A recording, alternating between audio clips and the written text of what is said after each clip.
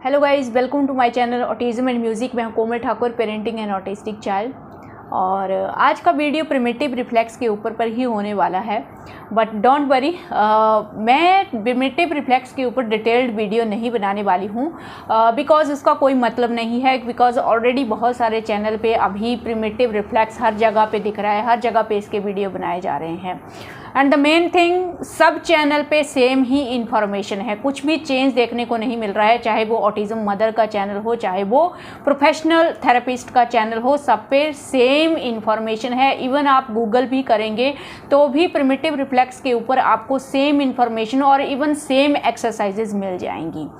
सो ये वीडियो बनाने का मेरा जो मोटिव है वो मुझे कहाँ से मिला, काफ़ी पेरेंट्स को कमेंट करते हुए देख रही हूँ जहाँ पे लिखा है कि मुझे नहीं समझ में आ रहा है कि इतने सारे प्रिमिटिव रिफ्लेक्स की सभी एक्सरसाइजेज को मैं कैसे मैनेज करूँ, कैसे पूरा दिन में रिफ्लेक्स एक्सरसाइजेज को मैनेज करूँ, या ऑक्यूपेशनल थेरेपी की एक्टिविटीज़ करवाऊँ, या स्पीच थेरेपी कराऊँ, या सोशलाइजेशन के लिए पार्क एक्टिविटीज़ कराऊँ। तो ये सब कुछ मैनेज करना लोगों के लिए बहुत मुश्किल हो रहा है।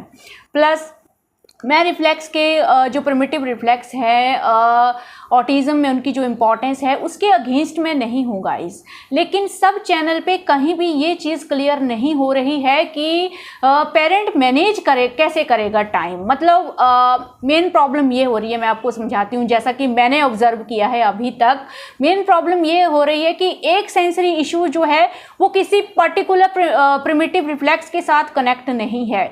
एक सेंसरी इशू 2 या 3 रिफ्लेक्सेस के साथ कनेक्टेड है। प्लस एक रिफ्लेक्स जो है अगर वो इंटीग्रेट नहीं होता है तो वो 2 या 3 सेंसरी इशू को कॉज करता है, या उसकी वजह से 2 या 3 सेंसरी इशू उस बच्चे में आ जाते हैं। तो ऐसा नहीं है। अब देखिए, कोई पेरेंट्स अगर इसको ट्राई देना चाहता है, बिकॉज सब ट्राई करना चाहते हैं, क्योंकि अभी साइकोलॉजिकली ये इतना ज़्यादा पेरेंट्स के दिमाग में घर कर गया है। बिकॉज अभी प्रोफेशनल भी इसके ऊपर वीडियोस बना रहे हैं, प्लस कुछ पेरेंट्स के रिव्यूज़ भी आ रहे हैं कि इम्प्रूवमेंट देखने को मिल रही है। तो हर कोई जो वो ट्राई करना चाहता है। तो अब जब आप ट्राई करने जा रहे हैं तो आपको क्या करना पड़ेगा, आपको सारे रिफ्लेक्सेस के वीडियो देखने पड़ेंगे।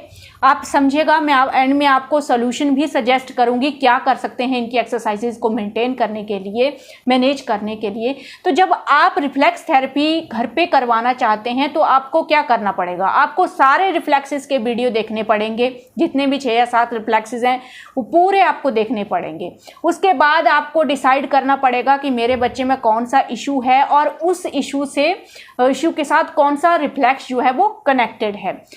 अब आप बैठ गए कॉपी पेंसिल लेके लिस्ट बनाने।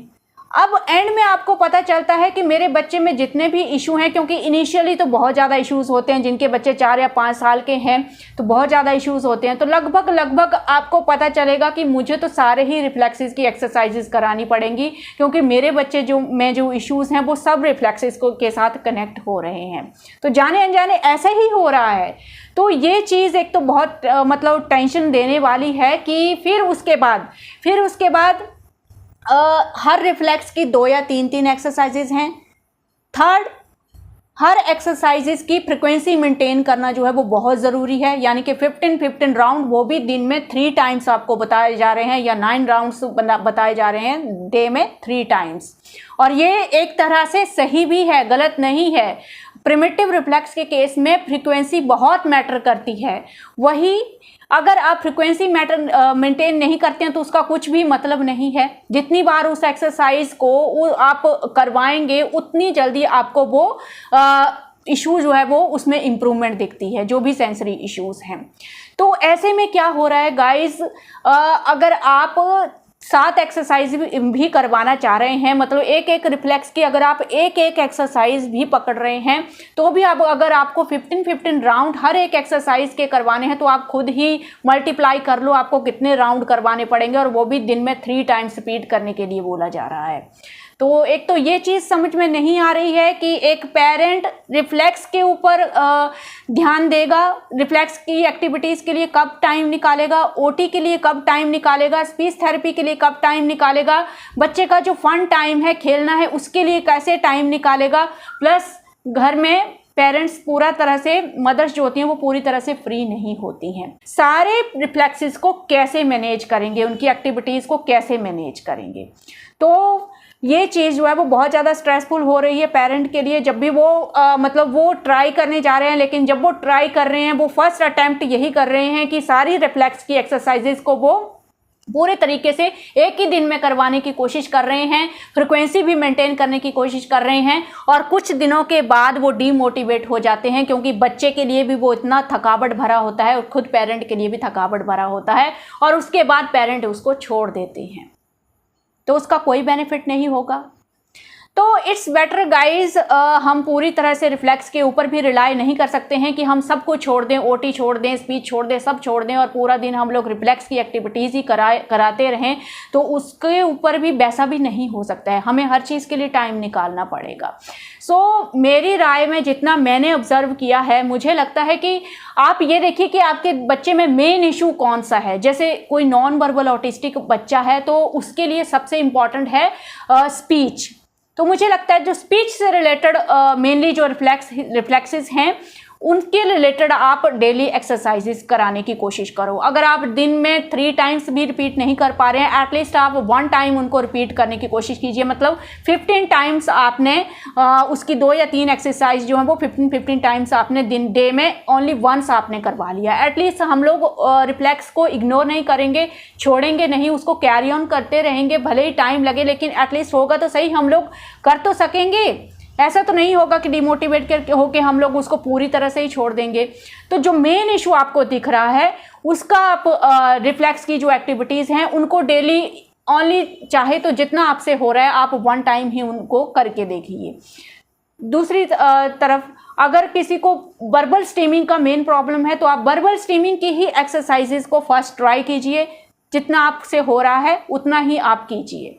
मतलब प्रॉब्लम ये हो रही है कि फिर उसके बाद आप लोग सोचते हैं कि मेरे से तो ये फ्रीक्वेंसी मेंटेन ही नहीं हो रही है, मैं तो 3 टाइम्स करा ही नहीं पा रही हूँ, तो इसका क्या बेनिफिट होगा। तो वैसा भी नहीं है। कोई भी चीज़ आप पूरी तरह से इग्नोर करने से अच्छा है कि उसको हम लोग थोड़ा थोड़ा कैरी ऑन करते रहें। तो फिर आपको एक चीज़ पता भी चलेगी कि 2-3 महीने में, 4 महीने, 5 महीने करने में मुझे कितना बेनिफिट हुआ है उस चीज़ का, वो चीज़ भी आप लोगों को पता चल पाएगी उसमें।